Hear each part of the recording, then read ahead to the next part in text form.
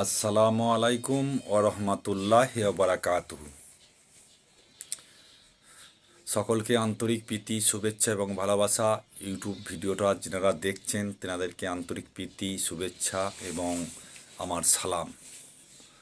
আপনারা আমার ভিডিও দেখুন এবং আপনারা প্রকৃত মানুষকে, মানবতাকে চিনতে শিখুন। আপনারা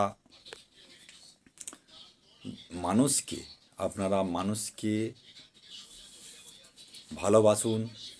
আপনারা বিশেষ করে গরিব মানুষকে ভালোবাসুন, অসহায় মানুষদের পাশে থাকুন, তাদের সঙ্গে বেশি বেশি করে ঘনিষ্ঠতা অর্জন করুন। আপনারা যেনারা প্রচুর টাকার মালিক, আপনারা গরিব মানুষদের সঙ্গে বেশি করে কথাবার্তা বলবেন, বেশি করে তাদেরকে সাহায্য করবেন, খবরাখবর নেবেন, সাহায্য করবেন, বিপদ আপদে পাশে থাকবেন, তাদেরকে সময় দেবেন, তাদের সঙ্গে কথা বলাতে এবং তাদের উপকার করাতে সময় দেবেন একটু। কারণ হচ্ছে আপনারা আর কিছু নয় গো, ধনী মানুষদের সঙ্গে মেলামেশা না করলেও চলবে, কারণ ধনীদের টাকা আছে, তারা টাকার বিনিময়ে তাদের শরীর খারাপ হলে অ্যাম্বুলেন্স নিয়ে নেবে, বড় বড় নার্সিং হোমে ভর্তি করে দেবে, এই সব লোকজন বেরিয়ে যাবে। কারণ টাকা যাদের আছে তাদের টাকার জন্য বহু মানুষ ছুটে আসবে, এগিয়ে আসবে, কিন্তু গরিব মানুষের টাকা নাই বলে কেউ আসতে চায় না। তাই আপনারা আপনারা নামাজ পড়ুন, আর মসজিদে শুধু ফরজ নামাজটা পড়বেন। যারা সুন্নত পড়তে চাইবে, কিন্তু মসজিদে শুধু ফরজ নামাজটা পড়বেন। মসজিদে আপনারা সময় দেবেন, প্রত্যেক ওয়াক্তে আপনারা ধরে নেবেন 1 ঘন্টা সময় আপনারা দেবেন। 5 ওয়াক্ত নামাজে 5 ঘন্টা সময় আপনারা ব্যয় করবেন, 5 ঘন্টা। তার মধ্যে ফরজ নামাজের জন্য 10 মিনিট ধরবেন, আর থাকে 50 মিনিট। 50 মিনিটটাকে ভাগ করবেন, 25 মিনিট আলোচনা হবে নামাজের আগে সমস্ত মানুষদের সঙ্গে, যারা বিপদগ্রস্ত, যারা অসহায় গরিব, তাদের খবরাখবর নেবেন। আবার নামাজ পড়ে যাওয়ার পর 25 মিনিট এরকম খবরাখবর নেবেন, দিয়ে একে একে বাড়ি আসবেন।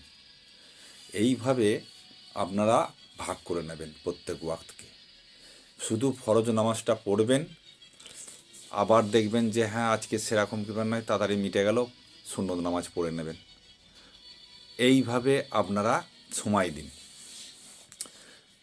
তো কে গরিব, কে কার ইনকাম হয়নি, কার খুব অসুবিধা হচ্ছে, কার পাড়া প্রতিবেশী দুজনের মধ্যে ঝগড়া অশান্তি হয়েছে, এইগুলো নিয়ে আলোচনা করবেন নামাজের আগে এবং নামাজের পরে। মাঝখানে যে 10 মিনিট টাইম থাকবে, ওটা আপনারা জামাতে ফরজ নামাজটা পড়ে নেবেন একসঙ্গে।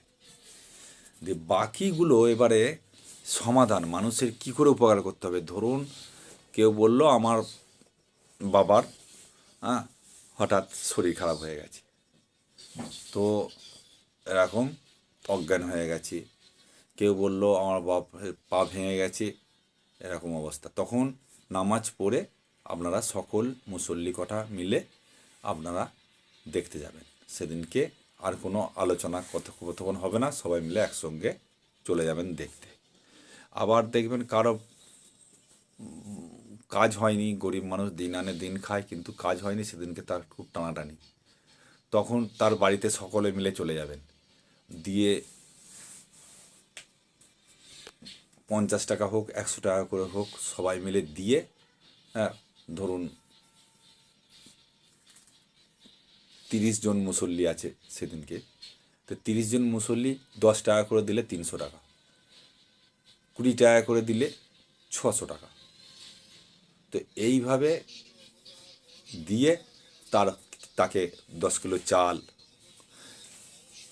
5 কিলো আলু, হ্যাঁ এই 1 কিলো মুরগির গোশ কিনে নিয়ে এসে, বিভিন্ন রকম সবজি কিনে নিয়ে এসে তার বাড়িতে ঢেলে দিলেন, দিয়ে দিলেন, দিন রান্না করে খাও। দিয়ে এইভাবে গরিব মানুষদের উপকার করুন আপনারা।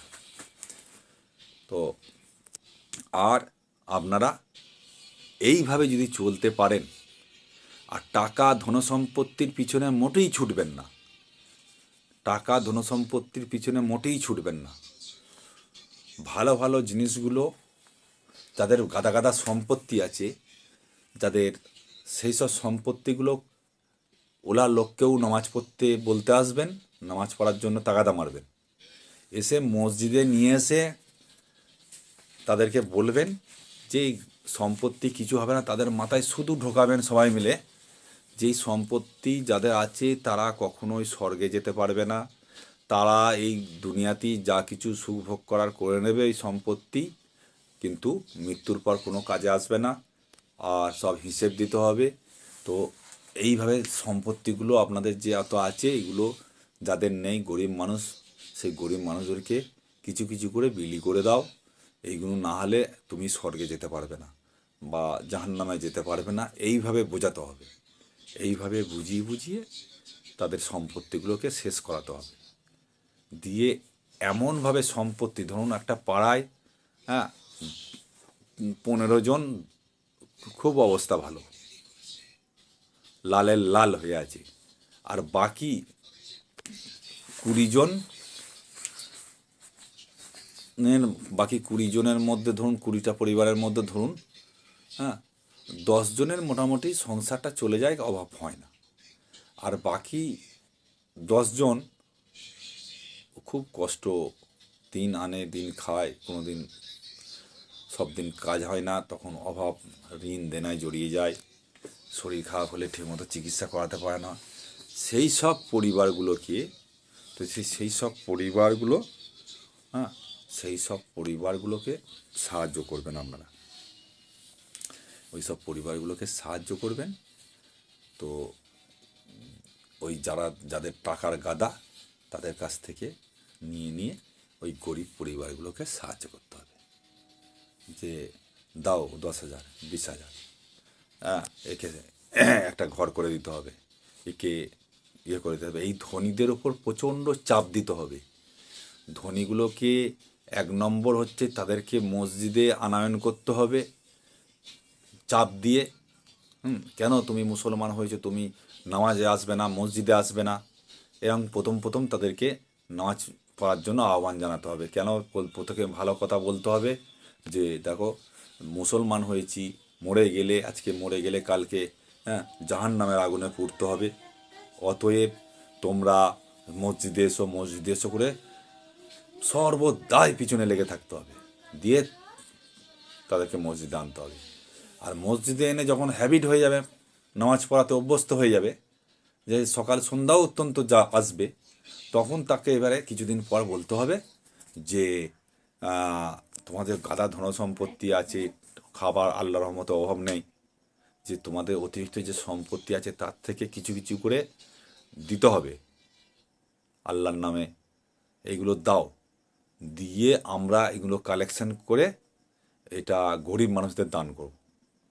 দিয়ে সেই গরিব মানুষদের দিয়ে বলতে হবে 10,000 টাকা দিতে হবে, এই 20,000 টাকা দিতে হবে, তোমাকে এই করতে হবে,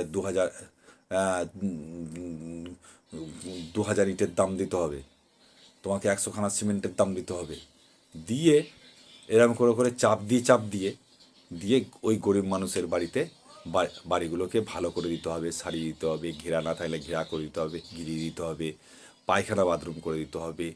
কারো বাড়িতে হয়তো বাড়িটা ভালো আছে, থাকার মতো অসুবিধা হয় না, তাদের খাওয়ার অভাব, তখন সেই তাদের বাড়িতে বস্তা বস্তা চাল, হ্যাঁ, আলু, সরষের তেলের টিন, হ্যাঁ, সরষের তেলের টিন, এইসব টিন সরষের তেল একদম ভর্তি করে দিতে হবে খাবারে, আদা রসুন পেঁয়াজ, হ্যাঁ, বিভিন্ন সবজিতে ভর্তি করে দিতে হবে।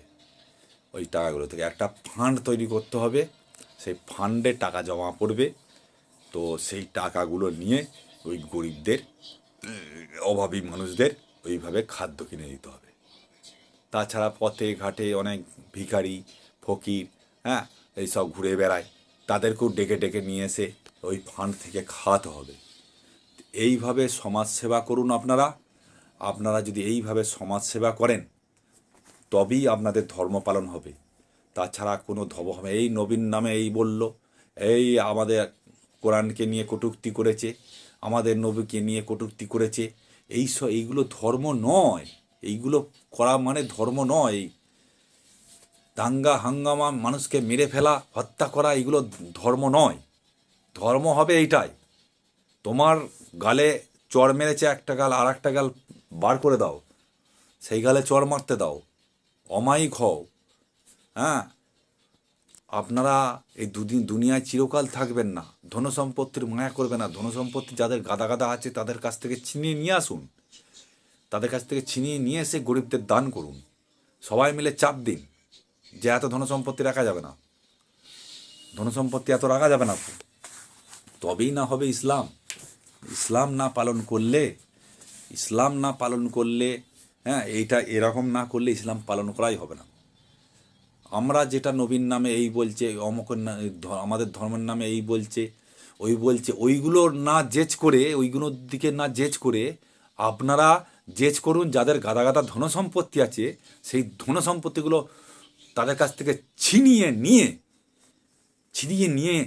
ধর্মের দোহাই দিয়ে হোক, যেভাবেই হোক, তাদের ধনীদের কাছ থেকে, যারা গাদা গাদা ধনসম্পত্তির মালিক, তাদের কাছ থেকে টাকা ধনসম্পত্তি ছিনিয়ে নিয়ে গরিবদের বিলি করুন। তবেই হবে ধর্ম ইসলাম ধর্ম। হ্যাঁ, হজরত মোহাম্মদ সাল্লাল্লাহু আলাইহি সাল্লাম বাণিজ্য ঘাঁটি আক্রমণ করেছিলেন কিসের জন্য? গাদা গাদা তখন টাকা লুটছিল। যারা গাদা গাদা টাকা লুটে নিচ্ছে দুনিয়া থেকে, সেই তাদের আক্রমণ করতে হবে, তাদের কাছ থেকে ছিনিয়ে নিতে হবে, টাকা পয়সা সম্পত্তি ছিনিয়ে নিতে হবে, দিয়ে গরিবদের দান করতে হবে। এর নামই হচ্ছে ইসলাম।